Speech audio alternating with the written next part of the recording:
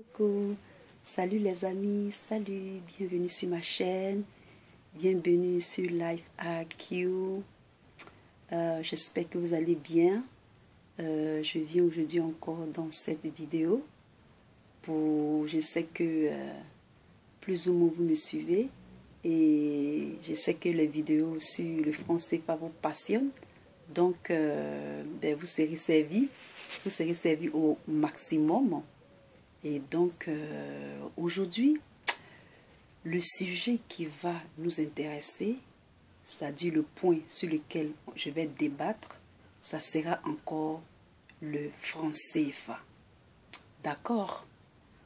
Alors, je sais que ça vous passionne et on va en discuter plus ou moins. Ok? Alors, on commence.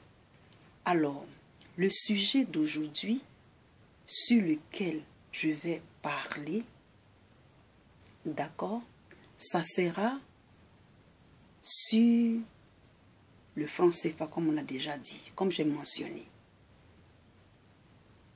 Alors, comme le franc CFA, vraiment, c'est devenu quelque chose que les gens en parlent. Ça fatigue les Africains, surtout les pays membres de la CEDEAO ou bien de la BCEAO. It doesn't matter. C'est cette monnaie-là. Certaines personnes disent que on est ignorant. C'est l'ignorance. C'est pas l'ignorance. Ils essaient de mystifier un peu tout ce qui est finance, l'économie. Ils mettent un peu de mystère, mais il n'y a pas de mystère. La technologie, l'économie, de nos jours, ce sont des sujets, quand tu prends le temps d'étudier, quand tu prends le temps de te reposer ta conscience ou ta mémoire ou ton entendement, tu peux comprendre. Monsieur tout le monde peut comprendre si on explique ça à monsieur tout le monde. Et donc, dans cette vidéo, je vais parler de façon brève, mais un peu détaillée quand même, pour que tout le monde puisse comprendre un peu qu'est-ce qui se passe avec le franc CFA. Je le fais parce que j'ai quelques expériences. Je ne suis pas une experte, mais je peux essayer d'expliquer un peu. Aujourd'hui, on ressent plus le sujet du franc CFA parce que c'est maintenant qu'en Afrique, on ressent ça. Sinon, l'histoire des finances, déjà aux États-Unis, on ressentait ça. C'est-à-dire la crise économique, la crise de 2008 à 2012. Elle a commencé comme ça. Le franc CFA existait. On devait être au rendez-vous des pays émergents, mais on ne pouvait pas être au rendez-vous avec ce système-là, ce truc-là, du franc CFA qui perdure là. On ne pouvait pas être au rendez-vous. D'accord? On ne pouvait pas être au rendez-vous. Et donc, on va parler un peu aujourd'hui de la crise économique de 2008 en 2012. Ça a commencé aux États-Unis. En ce moment, le franc CFA existait. Hein? C'est pour vous dire que c'est le sous-bassement qui est pourri. C'est-à-dire le dessous. Ce n'est pas une histoire même de la politique française. Tout le monde est contaminé. Mais les pays qui utilisent le franc CFA, ils sentent plus le mal. C'est-à-dire ils sentent plus la plaie. Ok? Ils sentent plus la plaie. Et donc, vous vous rappelez de la crise économique 2008-2012 avec la banque Goldman Sachs. Je vous explique de façon brève, de façon simple. En fait, Cette crise-là a commencé, quand ça commençait, moi j'étais aux États-Unis. J'étais encore jeune, mais j'avais entendu parler de ça. Et donc, les marchés de crédit aux États-Unis, ils étaient des marchés plus importants, plus risqués, mais plus rentables. C'était aux alentours des années 1980, 1990 par là. D'accord? Donc, ils étaient rentables. Ils étaient risqués, mais ils devenaient de plus en plus importants. Maintenant, il y avait aussi les marchés des dérivés financiers. Et ces marchés-là, ils ont commencé à se développer et à être plus populaires. Ils étaient populaires, mais ils étaient mal gérés, c'est-à-dire ils n'étaient pas réglementés. D'accord? Et ces marchés-là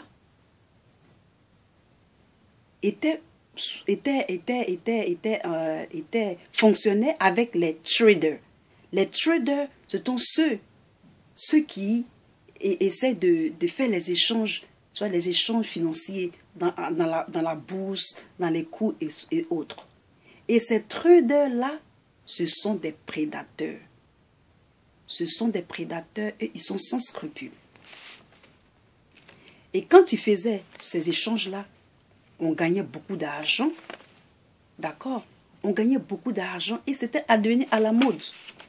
Et ça fonctionnait comme dans la jungle. Soit tu te fais manger ou on te mange. Ils s'en foutaient que quelqu'un aille faire. C'est-à-dire que quelqu'un aille payer un produit. Lorsque le coût est bas, ça ne les dérangeait pas. Et ces traders-là, qui étaient des prédateurs, ces personnes-là, on les payait en équipe. Donc, ils ont commencé à s'enrichir. Ils ont commencé à s'enrichir. Ils étaient supposés aider l'économie, aider à la création des industries, mais pour eux, c'était plus facile de détruire l'économie que de permettre qu'elle soit rentable. Et c'est ce qu'ils ont fait. Et ce qu'ils ont fait, aux États-Unis, ça a créé un bubble. On appelait ça bubble financier. C'était un bubble que ça a créé. Moi, ce que je me rappelle encore, c'est que on te faisait prendre un crédit. Tu pouvais prendre une maison à crédit. Et sur des spéculations, sur des formes de spéculation, on te dit, ben, dans 30 ans, tu pourras avoir l'argent pour payer. Et il s'est arrivé qu'ils ont tellement fait de prêts, ils ont tellement favorisé les gens à faire des crédits, que peut-être à moins de long terme, ils se sont retrouvés coincés. Et ça a créé un bubble financier. Et c'est comme ça que la crise a éclaté dans le monde, avec la crise en Grèce et tout ça. Donc ces traders-là, quand Père Bush était là, l'un d'entre eux, c'est-à-dire de ces traders-là, est monté comme conseiller de Père Bush. Après ça, fils Bush, il y a un autre trader qui est monté aussi comme conseiller. Et tout cela, il venait de la banque Goldman Sachs. Ok, Goldman Sachs, il venait de cette banque-là. Et quand Obama aussi est arrivé, ils ont fait la même chose. Ils ont positionné un peu leurs éléments partout, même en Europe, au Nigeria et en Angleterre. Tous ces grands financiers-là venaient de Goldman Sachs. J'ai regardé une vidéo une fois sur la crise. Et on a montré les têtes de ceux qui ont créé la crise financière mondiale. Je vous assure, il y a certains qui ont voulu parler à visage découvert, il y a d'autres qui n'ont pas voulu. On a montré qu'est-ce qu'ils ont eu comme finance après avoir fait ce bubbles-là, et ils n'étaient même pas inquiétés. C'est ça la différence. C'est ce qui fait mal.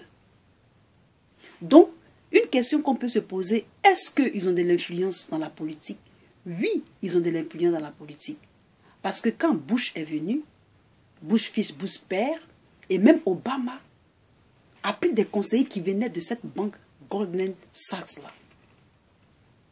Et ils occupent partout dans le monde des points stratégiques, c'est-à-dire des postes stratégiques. Donc, le franc CFA, ce n'est même pas une histoire de la France, ce n'est pas une histoire de la politique en France. Ne voyez plus ça comme ça. Voyez ça, c'est le système. C'est le système en dessous. C'est le sous-bassement, c'est le dessous là qui est pourri. C'est l'endettement qu'elle provoque. D'accord? C'est l'endettement qu'elle provoque qui est nuisible pour les pays. Et ceux qui utilisent le franc CFA, c'est encore plus grave. Parce qu'ils restent toujours débiteurs. Ils ne vont jamais être créanciers. Ils seront toujours débiteurs de ceux qui leur prêtent de l'argent. Quand des gens qui disent que non, que ce n'est pas une monnaie de servitude.